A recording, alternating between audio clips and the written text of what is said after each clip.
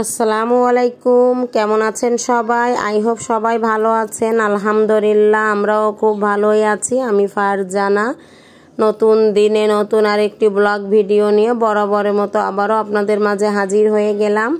দেশ কিংবা দেশের বাইরে যে যেখান থেকে ভিডিওটা দেখছেন না কেন ছোট্ট একটা লাইক দিয়ে ভিডিওটা কন্টিনিউ করবেন। আশা করি আজকের ভিডিওটা আপনাদের কাছে খুবই ভালো লাগবে।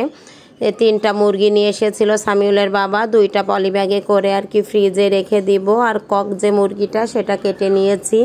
এটার ভিতরে কিন্তু অনেকগুলা ডিম হয়েছিল আর বড় একটা ডিম ছিল, সেটা আর কি ফেটে গেছে, সেটা ফেলে দিয়েছি। আর মুরগিটা এই যে ভালোভাবে কিন্তু আমি পরিষ্কার করে কেটে নিয়েছি, পরে ধুয়ে নিব। আর এইদিকে ফ্রিজে কিন্তু আমি এই যে মাছটা রেখে দিয়েছিলাম বড় বড় পিস করে, মানে এইভাবে আস্ত রেখে দিয়েছিলাম কেটে। তো সেটাই আর কি আজকে আর কি পিস পিস করে কেটে নিব, যেহেতু রান্না করব, বাড়িতে গেস্ট আছে, তো সুবিধা হয় কিন্তু এইভাবে রেখে দিলে। হঠাৎ করে কেউ আসলে কিন্তু খুব মানে প্যারা লাগে। এইভাবে রেখে দিলে কিন্তু খুব ইজিভাবে আমরা বের করে চাক চাক করে কেটে ইচ্ছা মতো রান্না করতে পারি। তো আমি সবগুলো মানে কিছুটা এরকম কেটে নিব, পরে যে ছোট ছোট কয়েকটা আর কি পিসও করে নিব। তাই এ পর্যায়ে এসে আমার আপু ভাইয়াদের সেই প্রতিদিনের মতো ছোট্ট একটা রিকোয়েস্ট করে নিচ্ছি, যারা প্রতিনিয়ত আমার ভিডিও দেখেন, সুন্দর সুন্দর কমেন্ট করেন, এত সাপোর্ট করেন, আপনাদের অসংখ্য ধন্যবাদ। আর যারা নতুন আমার ভিডিওতে ভিজিট করেছেন, নতুন দেখছেন, যদি কোথাও কোনো অংশ একটু হলেও ভালো লাগে ছোট্ট একটা লাইক দিয়ে কন্টিনিউ করবেন, কারণ আপনাদের একটা লাইকই কিন্তু আমার ভিডিওটা আরও অনেকজনের কাছে পৌঁছাইতে সাহায্য করবে। আজ হয়তো আমার ভিডিও ভালো লাগছে না, একদিন ভালো লাগতে পারে, তো সবাই একটু সাপোর্ট করবেন। তো মাছগুলো কিন্তু আমি এই যে 3 পিস বড় রেখেছি আর 4 পিস ছোট করে নিয়েছি। এইগুলাই আজকে দুর্দান্ত একটা রেসিপি রান্না করব এইগুলা দিয়ে, মাছের দো পেঁয়াজা। তো আমি কিভাবে এই মাছের দো পেঁয়াজা রান্না করি অবশ্যই কিন্তু দেখতে হলে আমার ভিডিও জুড়েই থাকতে হবে। আশা করি আমার ভিডিও জুড়েই থাকবেন। তো সবগুলো মাছ কিন্তু আমি ভেজে নিয়েছি, মাথাটাও অনেক সুন্দর করে কিন্তু আমি এপিট ওপিট করে ভেজে নিয়েছি আর কি। পরে এই যে আমি পেঁয়াজ বেরেস্তা করে চলে আসলাম। আর রান্নাটা অবশ্যই ছড়ানো একটা পাত্রে করলে কিন্তু বেশি ভালো হবে, তাহলে মাছগুলো ভেঙে যাওয়ার সম্ভাবনা থাকে না।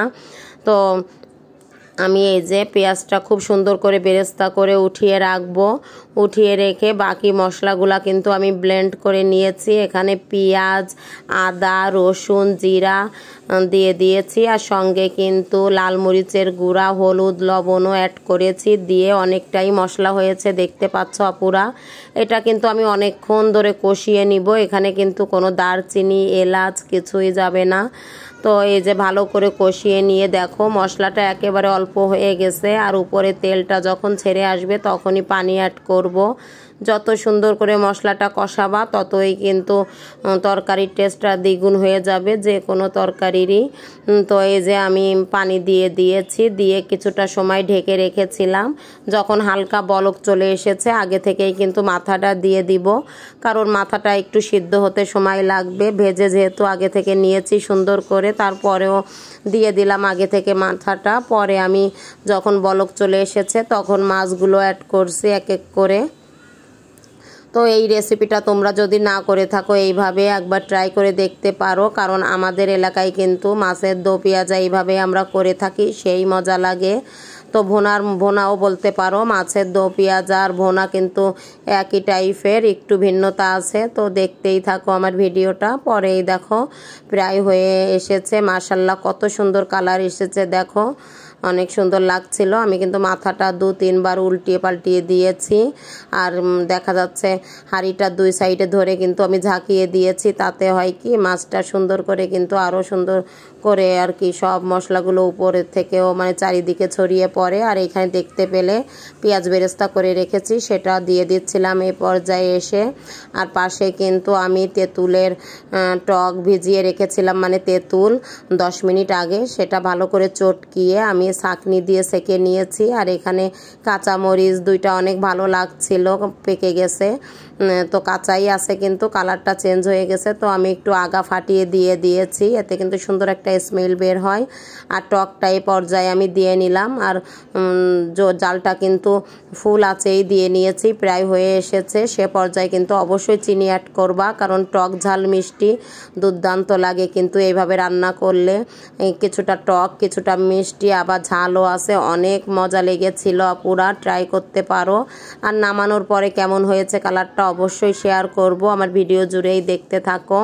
আর এই যে এখানে সেই মাংসটা রান্না করে নিচ্ছিলাম, তো সেটা কিন্তু আর শেয়ার করা হয়নি, কারণ টুকটাক তো প্রতিনিয়তই রান্না করি, মাংস শেয়ার করা হয়, একইভাবে রান্না করে নিলাম, এই জন্য শেয়ার করিনি। আর এই যে ডিমটা কিন্তু আমি ঝোলের পানি দেওয়ার পরেই দিয়ে দিয়েছিলাম। আর এই যে মাংসই কিন্তু আলুও অ্যাড করেছি, পুরো একটা মুরগি কিন্তু এখানে রান্না করে নিয়েছি আজকে। তো এই যে ঝোলটা আরও কিছুটা কমিয়ে কমিয়ে তারপরে নামিয়ে নিব, সেই মজা লেগেছিল কিন্তু তরকারি দুইটা দুর্দান্ত মজা হয়েছিল। তোমরা এইভাবে ট্রাই করতে পারো, অনেক মজা লাগে কিন্তু মাছটা কিন্তু। তো এই যে আমার রান্না কিন্তু কমপ্লিট হয়ে এসেছে। তো আমি এক এক করে কিন্তু সবই টেবিলে নিয়ে গিয়েছিলাম, তারপরে ভিডিও করে নিয়েছি। এখনও কিন্তু আমি বাড়া হয়নি আমার, তার আগেই ভিডিও করে ফেলেছি। আর দেখো কতটা সুন্দর কালার এসেছে মাশাআল্লাহ। এখানে সালাদ করে নিয়েছিলাম, ডাল ছিল, ফ্রিজে দইটা ছিল, ভুলে গিয়েছিলাম বের করতে, পরে কিন্তু বের করে নিয়েছিলাম। এটা কিন্তু আমার পরশুদিনের ভিডিও। আর এইখানে দেখা যাচ্ছে পরশুদিন সকালে যে ভর্তার আইটেমগুলো করেছিলাম তাও কিছুটা ছিল, সেটাও বের করে নিয়েছি।